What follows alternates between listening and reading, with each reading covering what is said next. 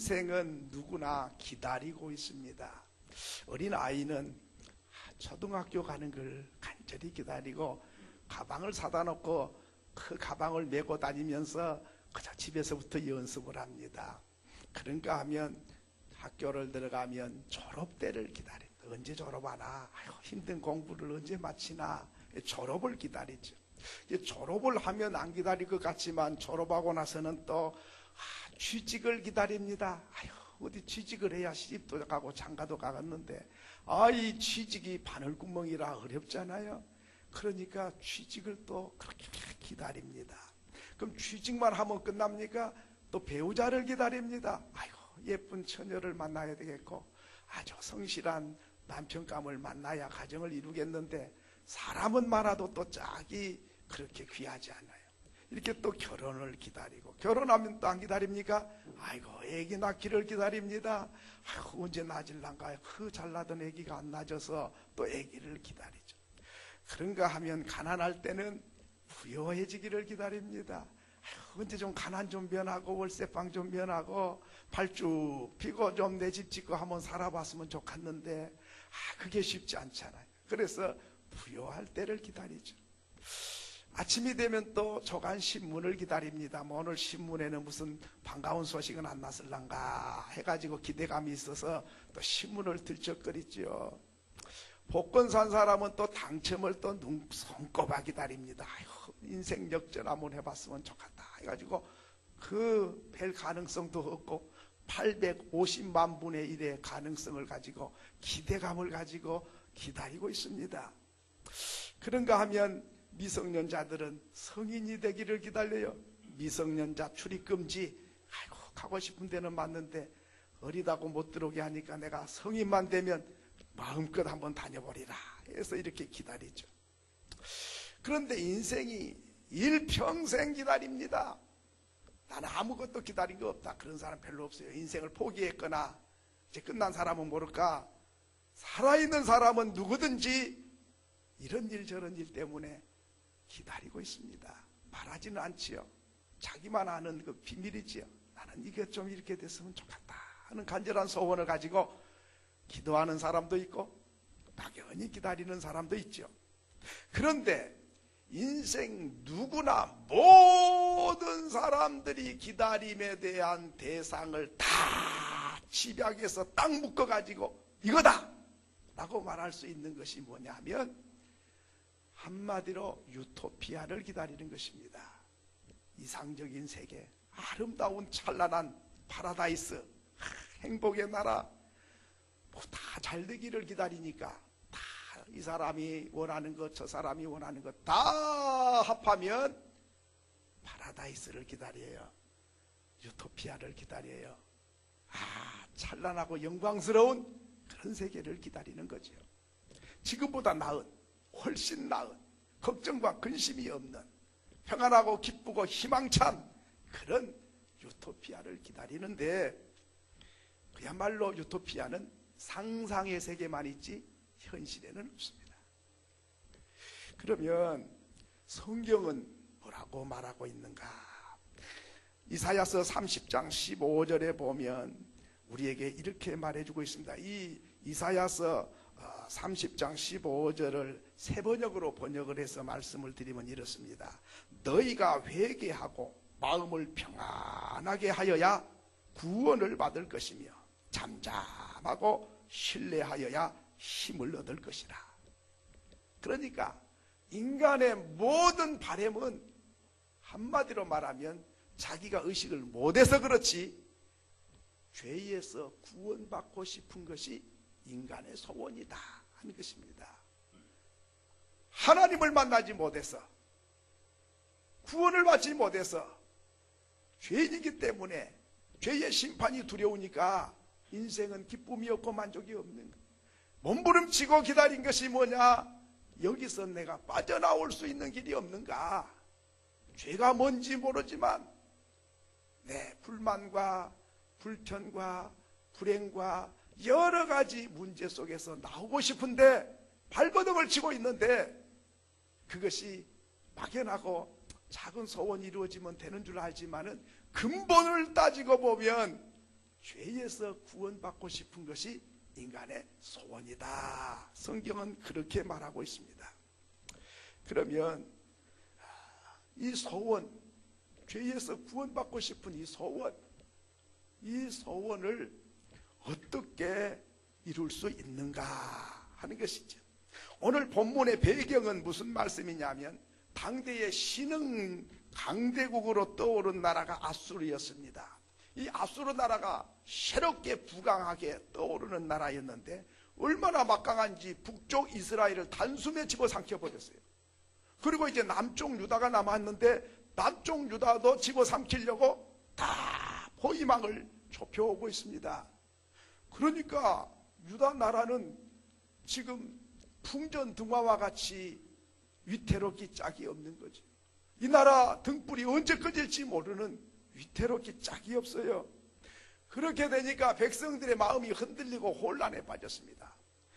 사람들이 이제 편안할 때는 모르지만 위기가 처하고 어려운 일이 닥치면 막 사람이 불안해지잖아요. 불안해지면 막 이렇게 하자 저렇게 하자 의견이 많아요. 잘 될 때는 의견이 별로 없어요. 그런데 어려우면 의견이 많는데 세 가지로 이 백성의 마음이 갈라졌습니다. 첫째는 아수르라는 나온 거대한 나라가 침략해 오는데 우리가 일찌감치 항복하자. 싸우면 뭐하냐. 계란으로 파헤치기다. 99% 100% 지는 일인데 괜히 죽고 다치고 할 필요 없이 그냥 항복합시다. 이렇게 주장한 사람이 있었고 또 어떤 사람들은 죽을 때 죽더라도 싸워봐야지. 어떻게 그럴 수가 있느냐. 그러면서 하여튼 끝까지 나라와 조국을 위해 싸웁시다. 이렇게 생각하는 사람이 있었습니다.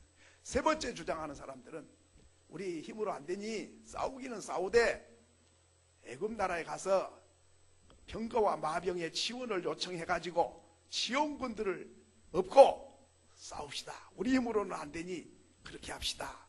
이렇게 생각하는 세 부류로 백성의 의견이 나누어져 있었습니다. 여러분 무슨 일이든지 똘똘 뭉치면 쉬워요. 하나로 뭉치면 되든 안 되든 쉬운데 각자 의견이 다르면 이렇게 하면 저쪽에서 야단이지 저쪽에서 저대로 하면 이쪽에서 야단이지 이래가지고 내부에 분열이 일어나서 이건 이 국력을 낭비하게 된 것이죠. 백성은 기다리고 있었습니다. 뭘 기다립니까? 애굽에서 병거 마병이 와주기를 기다리고 있었습니다. 전쟁이 없는 평화의 나라가 오기를 기다리고 있었습니다. 그리고 자기 나라를 도와줄 원조해줄 군대를 기다리고 있었습니다. 언제 평화가 올까? 언제 우리가 자유를 누릴까? 언제 우리가 발 쭉 펴고 큰소리치고 살아볼까? 벌벌 떨고 언제 위기가 닥칠지 모르는 불안한 날을 보내고 있었습니다. 그때에 하나님은 백성은 지금 지원군을 기다리고 도와줄 사람 기다리고 평화의 시대를 기다리고 이렇게 이런 문제를 해결해 줄 뭔가 그런 해답을 기다리고 있었다면 하나님은 기다림이 달랐어요. 30장 18절에 보니까 한번 같이 읽겠습니다. 시작. 그러나 여호와께서 기다리시나니. 누가 기다립니까? 와, 참 이상하죠. 백성은 기다리고 있는데 하나님은 또 따로 기다리고 있어요. 기다림의 주체가 누굽니까? 하나님이라는 거예요. 그러면 이스라엘이 기다리고 하나님이 기다리니까 딱 맞아 떨어지면 좋지만은 초점이 달라요. 이스라엘 백성은 하나님을 사모하고 기다린 게 아니고 문제만 해결해 주기를 기다린 거예요. 아수르 나라 물리쳐줄 애국 군대나 많이 보내주면 좋겠다 뭐 이런 걸 기다리지 하나님 자신을 기다린 게 아니에요. 그런데 하나님은 아수르 나라가 침략에 오게 된 원인은 뭐냐면 하나님을 떠나고 형식적으로만 하나님을 믿는 거예요. 아들을 잡아서 우상에 갖다 잡아서 제물로 바치고 하나님도 섬기고 우상도 섬기고 이렇게 때 묻은 백성을 청결하게 하려고 아수르 군대가 침략해 와서 부들부들 떨고 회개하고 하나님께 돌아와서 하나님만을 섬기고 하나님만을 사랑해야 되는데 이 백성이 그러지를 않는 거예요. 그러니까 하나님은 돌아오기를 기다리고 계셨다.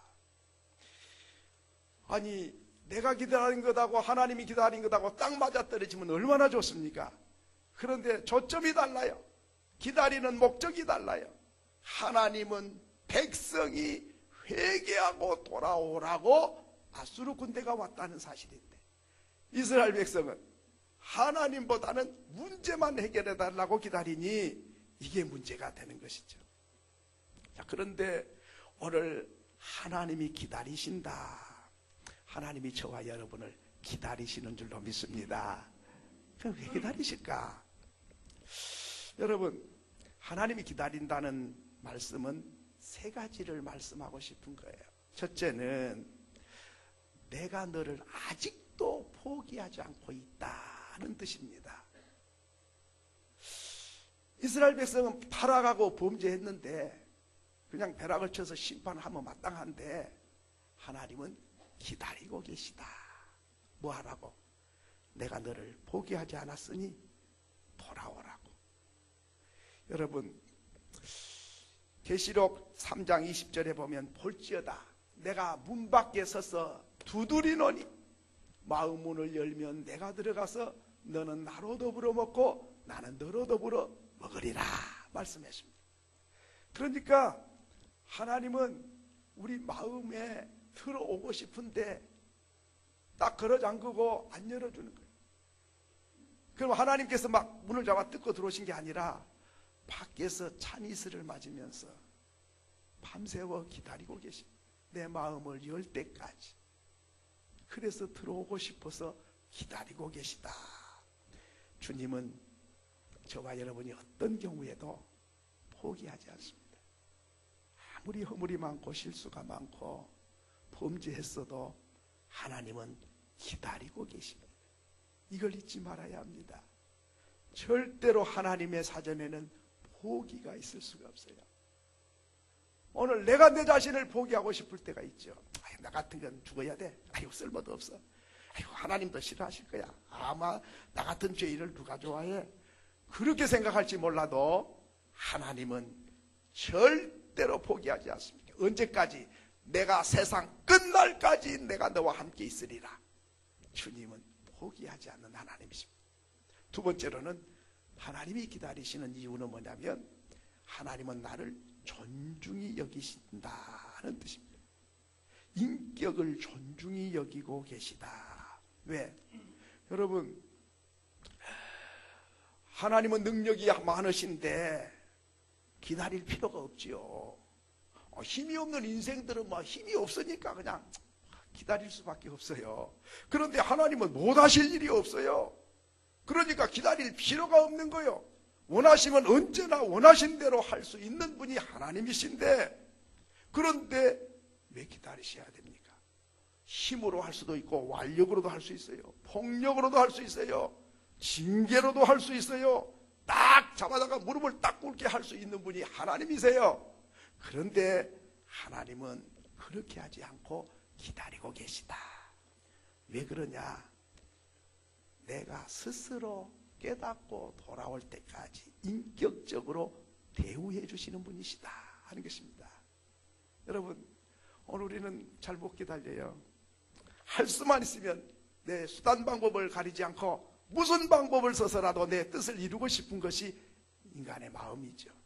그런데 하나님은 아무리 타락했어도 인격을 존중히 여겨주신 분이십니다. 죄인이라고 짓밟아 버리지 않습니다. 예수님은 창녀라고 이 더러운 여자야만 그런 적이 없어요. 세리라도 존중히 여깁니다. 임금을 대한 것이나 니고데모를 대하는 것이나 바리새인 그 창기를 대한 것이나 세리를 대한 것이나 문둥병자를 대한 것이나 예수님은 동일해요. 차별이 없어요. 왜? 더럽기 짝이 없지만은 하나님은 인격적으로 대우하신 분이기 때문에 그렇습니다. 세 번째로는 하나님이 기다리신 이유는 나를 사랑하시기 때문에 하나님은 여전히 기다리고 계십니다. 사랑하는 자는 기다립니다. 왜? 사랑은 오래 참고 했습니다. 그러니까 사랑하기 때문에 기다립니다. 여러분, 사랑하지 않는 사람은 기다릴 수가 없어요. 단칼에 그냥 잘라버리죠. 어떤 분은요, 결혼 이야기를 하는데 감동적이더라고요. 아유, 어느 총각이 꽃다발 사가지고 맨날 쫓아다니는 거예요. 어떻게 퇴근길을 알아가지고 집 앞에까지 와가지고 밤새워 기다리는 거예요. 마음이 없고 생각도 없는데, 그래가지고 기다리니까 갔는가 보자 하고 창문을 이렇게 열으니까 눈이 그렇게 오는데 눈을 막고 기다리고 있는 거예요. 약속도 안 했고 좋아하지도 않았는데, 눈 오는데 꽃다발 들고 눈 막고 기다리는데 한참 있다, 1시간 후에 이제는 갔겠지 하고 또 창문을, 지금도 눈 막고 기다려 함새가. 추면 가겠지 이렇게 생각하고, 새벽 이렇게 보니까 새벽에까지 기다리고 있는 거예요. 세상에. 그러니까 이 처녀가 마음이, 저런 남자한테 가야 사랑받고 살지, 적당한 사람한테 가면 적당하게 대우받을 거 아닌가, 이런 마음이 들어가지고 새벽에 옷을 코트를 입고 밖에 가가지고 만난 거예요. 그래가지고 결혼을 했대요. 참 사랑하면 밤새워 눈 맞고도 기다려야 돼요. 보통 사랑해가지고 그거 할 수 있겠습니까? 아이고, 당신 없으면 사람이 없네 이렇게 했는데, 세상에 그게 감동을 주는 거예요. 기다리시는 하나님. 저와 여러분이 범죄했을 때에 심판했더라면 우리는 어떻게 됐을까요? 회개하고 돌아올 때까지 하나님은 기다리고 계시는 그 하나님의 사랑, 그 사랑은 측량할 수가 없죠. 그렇습니다. 사랑하기 때문에 저와 여러분을 기다리고 계십니다. 지금도 허물이 많고 실수가 많아도 하나님은 징계를 즉시하지 않고 기다리고 계십니다. 왜? 사랑하시기 때문에. 두 번째로는 하나님은 기다리시는데 어떻게 기다리시냐 하면 액션을 통해서 기다리십니다. 이사야서 31장 1절에 보면, 도움을 구하려고 애굽으로 내려가지 가는 자는 화 있을진저, 그들은 말을 의뢰하며 병거의 많음과 마병의 심히 강함을 의지하고 이스라엘의 거룩하신 자를 앙모치 아니하며 여호와를 구하지 아니하였거니와. 여러분, 아수르 나라가 침략해 오니까 이스라엘 백성은 쪼르르 어디로 갑니까? 애굽으로 갑니다. 우리 좀 살려주세요. 그저 그 은혜를 잊지 않고 보답하겠습니다. 마병을 보내주세요. 병거를 보내주세요. 이렇게 달려가서 도움을 요청합니다. 하나님이 분통 터질 일이죠. 왜? 애굽에서 건져줬잖아요. 출애굽을 시켜줬잖아요. 자유의 몸을 줬잖아요. 하나님만을 섬기기로 약속했잖아요. 그런데 위기가 닥쳐오니까 하나님을 찾아야 될 건데 하나님은 찾지 아니하고 애굽으로 내려가서 마병과 병거를 좀 보내서 지원군을 보내서 이 나라 좀 지켜주면 당신들을 위하여 우리가 목숨 바쳐 충성하겠나이다. 이렇게 된 거죠. 아수르가 왜 침략했습니까? 우연히 했습니까? 아니에요. 범죄하고 타락한 백성이 회개하고 하나님께 돌아오라고 그 사건이 있었는데 하나님을 찾지 아니하고 이렇게 아수르를 의지하게 됐다. 이 말씀을 오늘 우리의 사건으로 가져온다면 나에게 당하는 고난과 역경과 실패와 아픔과 근심과 고민들을 찾아왔을 때 이건 하나님께로 돌아오라는 사인이다. 내가 세상을 사랑하고 때묻고 허물져서 하나님 곁에서 멀어지니까 하나님께로 오라는 사인이다. 이렇게 얼른 알아듣고 철저하게 회개하고 하나님께 돌아오면 그거야 바로 그것 때문에 그렇게 된 거야. 이렇게 하시면 좋겠는데 뭘 깨닫는 거예요? 하나님은 그런 사건을 통해서 하나님이 부르시는 음성이에요. 하나님은 좋게도 부르시지만은 전혀 깨닫지 못하고 계속 곁길로 가고 있으면 마침내는 멸망의 길로 가버리니까 이런 일 저런 일을 통해서 하나님께로 부르시는 사인인 것이죠. 근데 하나님 왜 이러십니까 하고 원망할 일이 아니라 알았습니다 하고 하나님께로 돌아가면 하나님께서 반겨주실 것인데, 그리고 아수르 나라를 물리쳐 주실 것인데 그렇게 하지를 안 했더라 그 말이죠. 세 번째로는 하나님은 나를 기다리는 이유가 무엇인가 하는 것입니다. 18절에 보니까 하나님이 기다린 이유가 있습니다. 같이 한번 읽겠습니다. 시작. 여호와께서 기다리시나니 이는 너희에게 은혜를 베풀려 하심이요 일어나시리니 이는 너희를 긍휼히 여기려 하심이라. 하나님이 우리를 기다리는 이유가 뭐냐? 몽둥이 들고 때리려고 기다린 게 아니고, 하나님이 기다린 이유는 그 이유가 무엇인가 하니 너희에게 은혜를 베풀려 하심이요 일어나시리니 이는 너희를 긍휼히 여기려 하심이라. 하나님은 나에게 긍휼을 베풀어 주시려고 기다리고 계시다.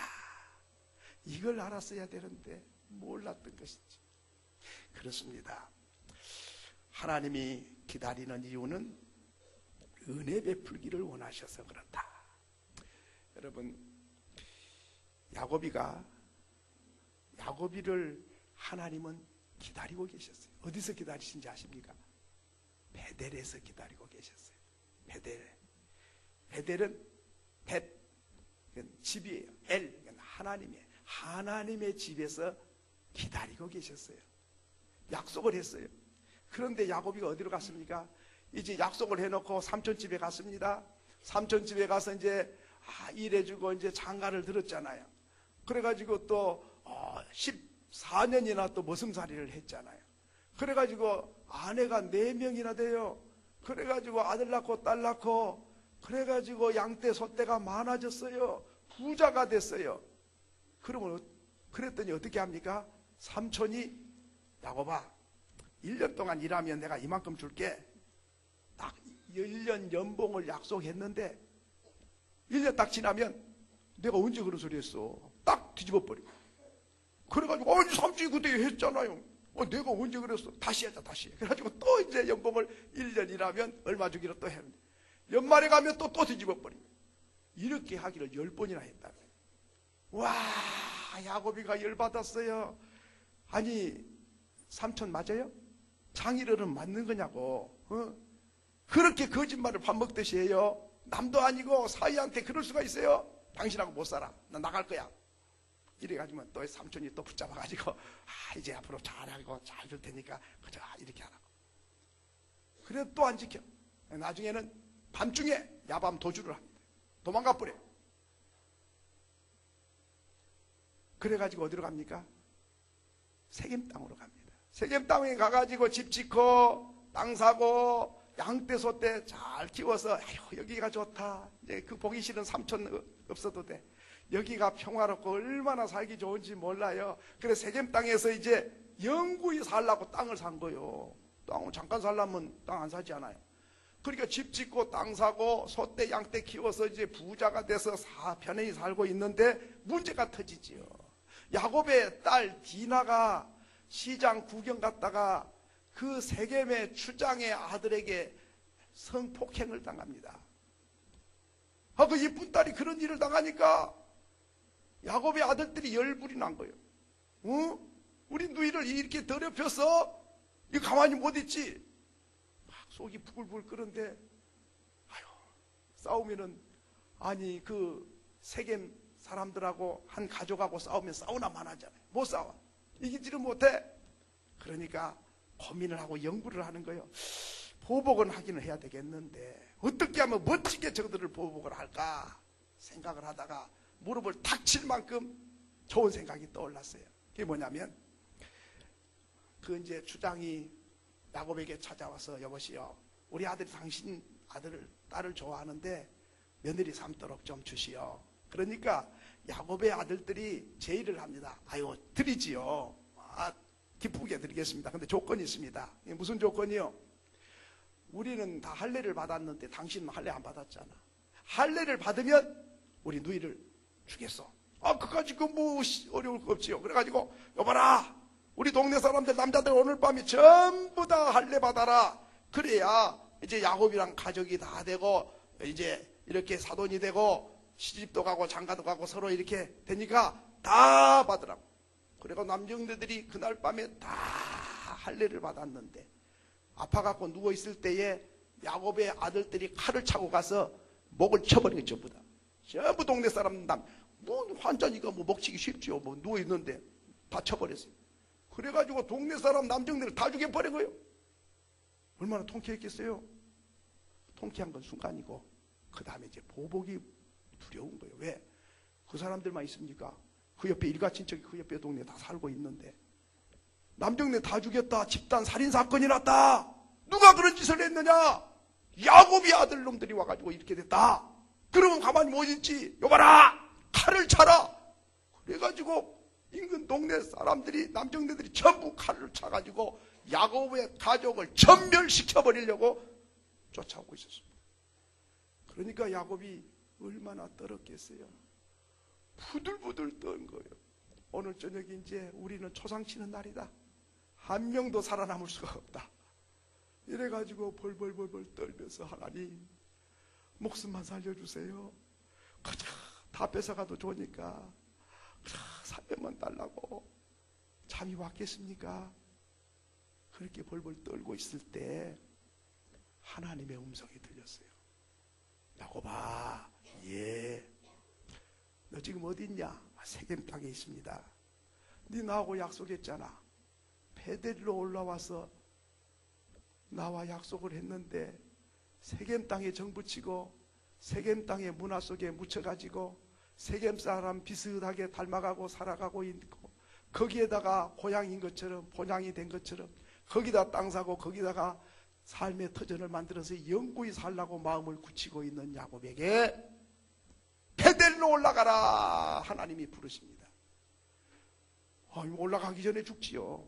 뭐 자동차로 간 것도 아니고 비행기 탄 것도 아니고 그 옆에 동네에 지금 칼 차고 지금 올 판인데 시간 문제인데 목숨이 어떻게 갑니까? 그런데 알았습니다 하고 그냥 떠납니다. 뭐 떠나와야 걸어서 가니까 터벅터벅 온 식구 양떼 소떼 거느리고 천천히 가는 거지. 뒤에서 자꾸만 뒤가 쳐다봐지는 거예요. 칼 차고 언제 오는가. 그런데 쫓아오질 않는 거예요. 왜?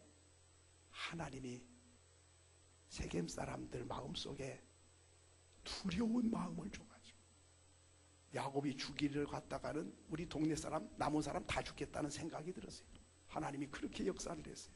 그래서 쫓아오지 않고 있는 동안에 걸어서 베델 땅에 와서 형님 두려워서 외삼촌 집으로 도망갈 때에 베델에서 제단을 쌓았더니 하늘에 사닥다리가 만들어지고 천사들이 오르락내리락 하고 하나님의 음성이 들리면서 야곱아 두려워하지 마라. 나는 너 하나님이다. 이 땅을 네 후손에게 줄 것이고 부요한 사람이 돼서 이 땅으로 돌아오게 해주겠다. 하나님이 약속했던 그 하나님 그 자리에 가가지고 제단을 쌓았더니 하나님이 내가 30년 동안 기다렸다. 너가 이곳에 와서 너 후손을 왕이 나게 하고 이 땅을 너 후손에게 주고 그리고 영원한 내 백성을 삼으려고 약속해놓고 애삼촌 집에 가갖고 정붙이고 살고 안 떠나려고 그러니까 삼촌이 연봉을 10번이나 바꿔서 베델로 올라가지 않으니까 올라가게 하려고 그런 사건이 있은 거야. 세겜 땅에서 디나가 욕을 보인 그 사건도 역시 그곳에서 이방 사람과 정을 나누고 거기에서 타락한 생활을 하고 있으니까 베델 땅으로 올라오지 않으니까 올라오게 하려고 그런 사건이 있었던 거야. 그렇구나. 하나님은 30년 동안이나 나는 애산촌 집에서 영원히 살고 싶었는데 세겜 땅에서 정붙이고 거기를 고향 삼으려고 했는데 하나님이 약속한 것을 기억하고 이 땅에 돌아오도록 그렇게 하셨구나.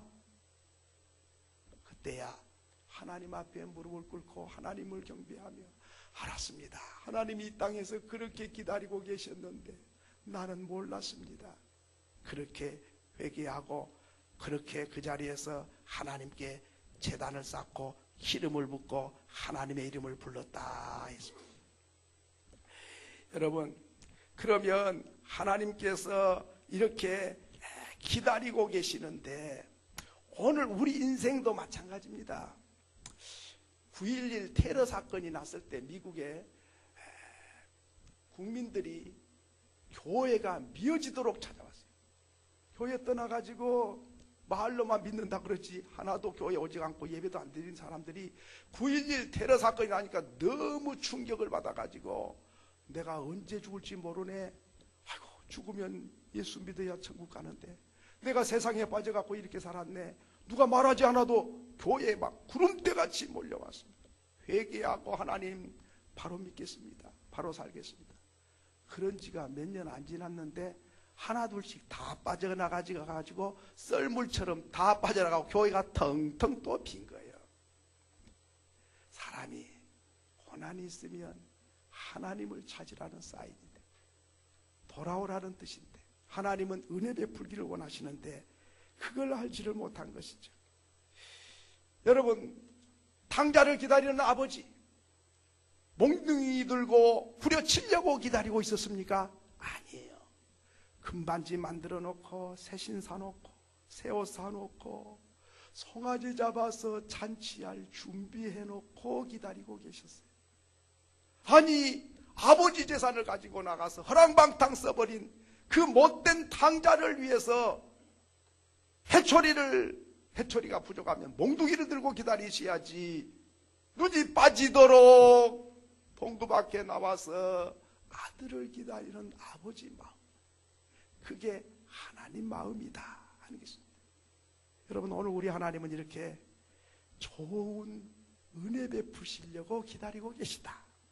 찬송가 256장에 보면 3절에 보니까 날 오라 하심은 온전한 믿음과 또 사랑함과 평안함 다 주려 함이라. 하나님이 오라고 기다리신 것은 내 온전한 믿음과 하나님의 사랑과 평안함을 다 주고 싶어서 하나님은 오라고 하시고 기다리고 계시다 말씀하셨습니다. 그러면 기다림의 결과는 무엇인가 하는 것이죠. 19절에 보니까 통곡을 그치게 하고 은혜를 베풀어 내 기도에 응답하려고 기다리신다. 백성이 지금 통곡하지 않을 수가 없지요. 아수르 소나기에 들어가게 생겼으니 어찌 통곡하지 않을 수 있습니까? 그런데 통곡을 그치고 은혜를 베풀어 내 기도를 응답하고 싶어서 나는 너를 기다린다 말씀하십니다. 20절에 보니까 환난의 떡과 고생의 물을 마셔서 내 눈을 열어 내 스승을 보게 해주겠다. 환난의 떡과 고생의 물이 뭡니까? 아수르가 침략해 온 것이 그것이 환난이고 고생이지요. 그걸 통해서 네 눈을 열어가지고 스승이 누군지, 해결자가 누군지, 누가 그 문제를 해결할 수 있는지를 똑똑하게 보여줄 것이다 하는 것이죠. 그렇습니다. 하나님은 환난의 떡과 고생의 물을 마시게 해서 하나님을 알게 하고 하나님을 보게 하고 하나님을 깨닫게 하려고 하신 것이죠. 영적인 눈을 밝혀주려고 환난이 있는 것이죠. 21절에 보니까 귀를 열어서 하나님의 음성을 잘 듣고 곁길로 가지 아니하고 정로로 인도하기 위해서 하나님은 고난의 떡과 환난의 물을 마시게 하신다. 곁길로 가니까 바른 길, 진리의 길, 생명의 길, 축복의 길, 영생의 길로 돌이키게 하시려고 고난의 떡과 환난의 물을 마시게 하신다. 그러므로 고난이 있고 환난이 있을 때에 절망하거나 슬퍼하거나 원망할 일이 아닙니다.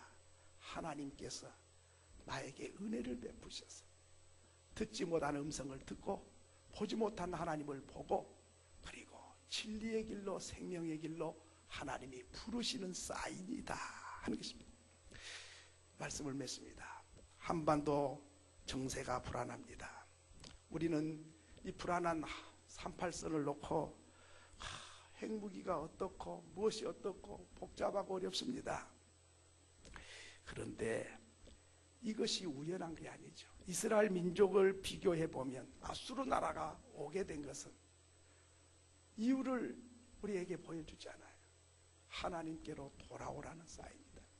그런데 오늘 우리는 하나님 돌아갈 생각도 않고 회개할 생각지도 않고 38선 꽉 막아주세요. 북녘 땅에 핵을 쏘지 못하게 해주세요. 뭐 이런 기도만 할 게 아니라 물론 그런 기도도 필요하지만 하나님께 우리 모두가 겸손히 돌아가서 회개하고 바로 서기를 원하시는 것이죠. 지진이 났다고 야단입니다. 아유, 우리나라는 지진이 별로 안 나는데 일본은 많이 나지만 우리는 잘 안 나는데 5점 몇이 났다 6점 몇이 났다. 또 나면 어떻게 하나 여진이 또 난다. 앞으로 더 큰 게 난다. 야단입니다.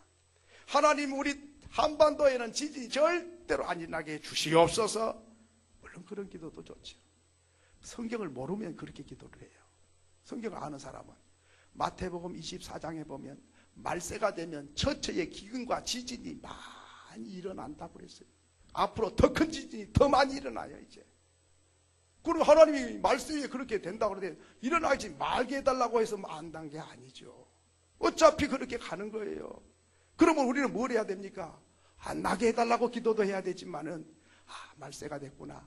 말세가 되면은 이단들이 득실거리게 되고 사랑이 식어지고 지진이 많이 나고 이상 기온이 많이 나고 참 못 고칠 병도 많이 생기고 윤리와 도덕이 땅바닥에 떨어지고 사랑이 식어지고 자기를 사랑하고 돈을 사랑하고 이게 마지막 때의 현상인데 이 마지막의 현상을 깨닫고 우리는 그런 일이 없게 해주세요라고 기도할 게 아니라 마지막 때를 준비하고 내가 얼마 안 남았는데 내가 돈만 사랑하다가 하나님 부르면 언제 어떻게 가나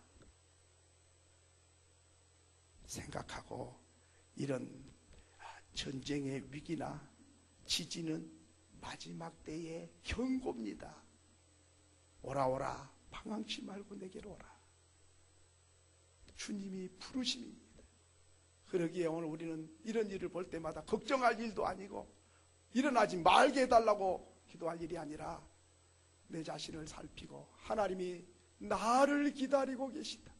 은혜 베풀기 위해서 환난의 떡과 고난의 물을 마시게 해서 하나님 앞에 회개하고 돌아와서 하나님을 사랑하고 하나님 기다리신 하나님을 만나고 하나님과 함께 생각하고 하나님과 함께 살아가기를 원하셔서 이런 일 저런 일이 있다는 사실을 기억하고 우리는 늘 시대를 분별할 줄 알고 하나님 앞에 깨어서 기도하며 나아가는 저와 여러분이 될 수 있기를 소원합니다. 기도하겠습니다.